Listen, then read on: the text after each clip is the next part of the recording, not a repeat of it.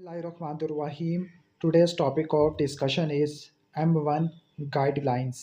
तो मेडिसिन के बारे में थोड़ा सा बता दूं कि जो मेडिसिन है ना, मेडिसिन वो मेजर सब्जेक्ट है फाइनल ईयर का। अगर मेडिसिन अच्छे से कर लोगे तो 50% सर्जरी हो जाएगी, 90% पीड्स हो जाएगी।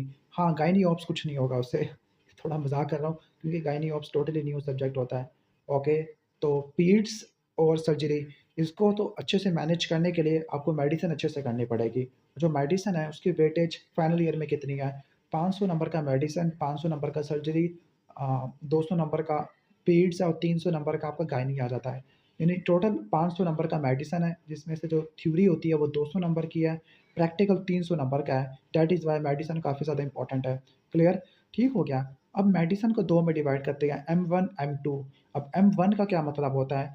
M1 को बोलते हैं जनरल मेडिसिन। इसमें वो सारे टॉपिक्स होते हैं जो आपने जनरल मेडिसिन में पढ़ने हैं या इंटरनल मेडिसिन में पढ़ने हैं। M2 को बोलते हैं एलाइड मेडिसिन, यानी इसमें एलाइड वाले टॉपिक्स होते हैं। अब M1 में कौन कौन से टॉपिक्स हैं? CVS, respo, CNS, GIT, hepatobiliary system, blood, rheumatology M1 के अंदर आती है। M2 में थोड़े से सिस्टम्स कम है, लाइक रीनल सिस्टम है। इसके अलावा इन्फेक्शियस डिजीज़ है, रीनल यानी nephro, infectious disease, psychiatry, derma, endocrine, ये आ जाते होते हैं। ओके, अब M1 के जो थ्योरी है वो टोटल 90 नंबर की आनी है। टोटल 45 MCQ आने हैं और 45 नंबर के SCQ आने हैं। ठीक हो गया। अगर आप वेटेज वाइज देखा जाए तो वेटेज वाइज CVS की वेटेज सबसे ज़्यादा है। ठीक हो गया। तो CVS को आपने अच्छे से करना होता है। ओके, तो अगर आप देखो टोटल 9 SCQ आने हैं। CVS में से 2 आने हैं, GIT से भी 2 आने हैं, बाकी सब में से 1-1 आना है। और MCQs देखो ऑलमोस्ट सबकी वेटेज बराबर है, लेकिन CVS रिलेटिवली सबसे इम्पोर्टेंट होता है। ठीक हो गया। ओके, और CVS में आपको आपको थोड़ा-सा पता होता है कि जो SCQ है वो एक्सपेक्टेड होते हैं कहाँ से आने हैं। लाइक एक पता है कि एक MI से आना है, मायोकार्डियल इंफार्क्शन से, और दूसरा आपका कोई एरिथमिया से या कोई माइट्रल स्टेनोसिस वाला ये टॉपिक से आना होता है। ठीक हो गया, ऑलमोस्ट ये हो जाएगा। ओके, इसके बाद हम नेक्स्ट आ जाते हैं। अब इसका अ, कुछ इंपॉर्टेंट टॉपिक्स के बारे में पढ़ लेते हैं, जिन टॉपिक्स को आपने कभी भी मिस नहीं करना।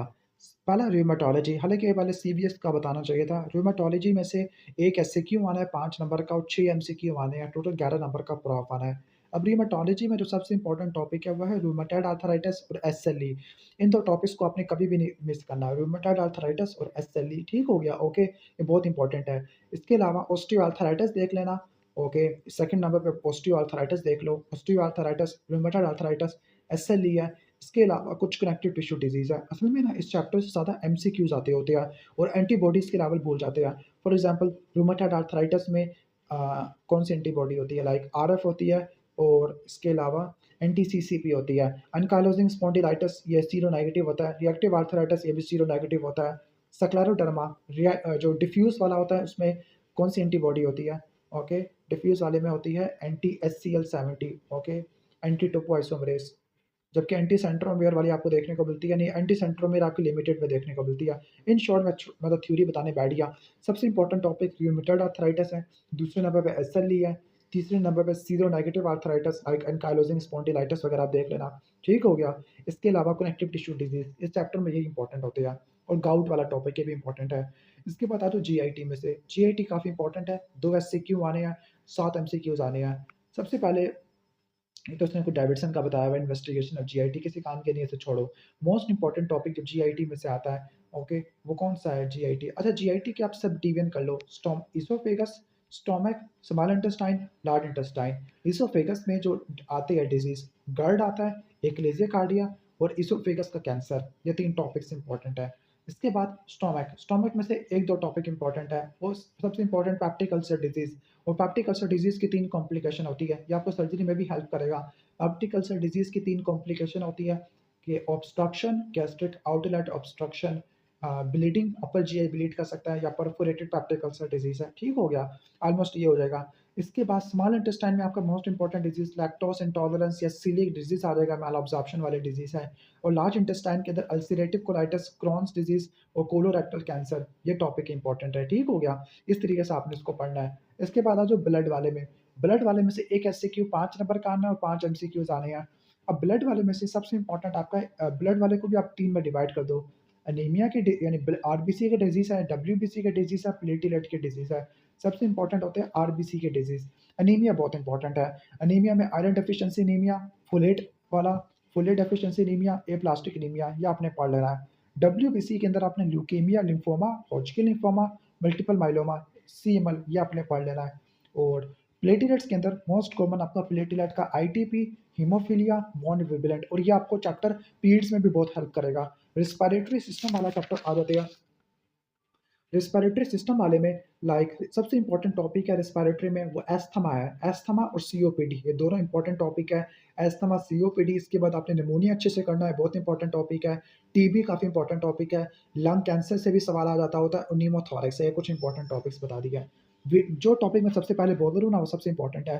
सीवीएस, सीवीएस बहुत इंपॉर्टेंट है। 2 एमसीक्यू आने हैं, 5-5 के, और 7 एमसीक्यू आने हैं। ओके।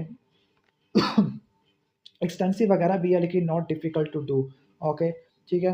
तो इसमें क्या क्या चीज़ें आपने नोट करनी है। अब इसमें सबसे इंपॉर्टेंट जो टॉपिक है वो आपका कौन सा है? Okay, M I, acute coronary syndrome, myocardial infarction, सबसे पहले आपने इसको फिनिश करना है। दूसरे नंबर पे आपने हार्ट फेलियर वाला टॉपिक तैयार करना है। तीसरे नंबर पे आपने इन्फेक्टिव एंडोकार्डाइटिस और मार्फन सिंड्रोम वाला टॉपिक, नहीं, इन्फेक्टिव एंडोकार्डाइटिस और रूमेटिक फीवर, ये आपने टॉपिक फिनिश करना है। और अगर टाइम हो तो आप वेल्वुलर डिजीज़ और हाइपरटेंशन को देख सकते हो। सीएनएस वाला थोड़ा सा रूखा सूखा टॉपिक है। सीएनएस में जो मोस्ट इंपॉर्टेंट टॉपिक होता है, 2 से 3 टॉपिक्स इंपॉर्टेंट है। सबसे इंपॉर्टेंट स्ट्रोक है, दूसरे नंबर पे एपिलेप्सी, खासतौर पर स्टेटस एपिलेप्टिकस, और तीसरे नंबर पे आपका जीबीएस, गुलियन बारे सिंड्रोम, ये आपको पीरियड्स में भी बहुत ज़्यादा हेल्प करेगा। ठीक हो गया। बाकी सीएनएस में मेनिंजाइटिस वाला टॉपिक काफ़ी इंपॉर्टेंट है, क्योंकि ये भी पीरियड्स में ओवरलैप कर जाता होता है। क्लियर? मेनिंजाइटिस वाला टॉपिक है। माइस्थीनिया ग्रेविस, जीपी सिंड्रोम, ये आपने पढ़ लेना है। लीवर वाला, अब लीवर में से जो मोस्ट इंपॉर्टेंट टॉपिक है वो सिरोसिस वाला टॉपिक है। और सिरोसिस का एज इट इज सवाल नहीं आता। सिरोसिस का या क्रॉनिक लिवर डिजीज की कोई कॉम्प्लिकेशन पूछेगा। फॉर एग्जांपल असाइटिस होती है, असाइटिस के बारे में पूछ लेगा। हेपेटिक एनकेफेलोपैथी होती है, उसका पूछ लेगा। इसके अलावा अपर जीआई ब्लीड होती है, इसोफेजियल वायरसिस होती है, उसके बारे में पूछ लेगा। पोर्टल हाइपरटेंशन के बारे में पूछ लेगा। ठीक हो गया। ये चीज़ें इंपॉर्टेंट है। या कुछ इनहेरिटेड डिजीज है, like Wilson disease, haemochromatosis, alpha 1 antitrypsin deficiency, उसके बारे में पूछ लेगा। ओके, ये इंपॉर्टेंट टॉपिक्स है। या फिर हेपेटाइटिस या जॉन्डिस के बारे में सवाल आपसे पूछ लेंगे। ठीक हो गया।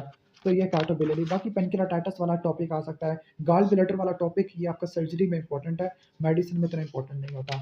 तो ये M1 के बारे में मैंने बता दिया है, M1 इंपॉर्टेंट टॉपिक्स। ठीक हो गया। ओके, तो वीडियो अच्छी लगी हो तो वीडियो को लाइक कर देना।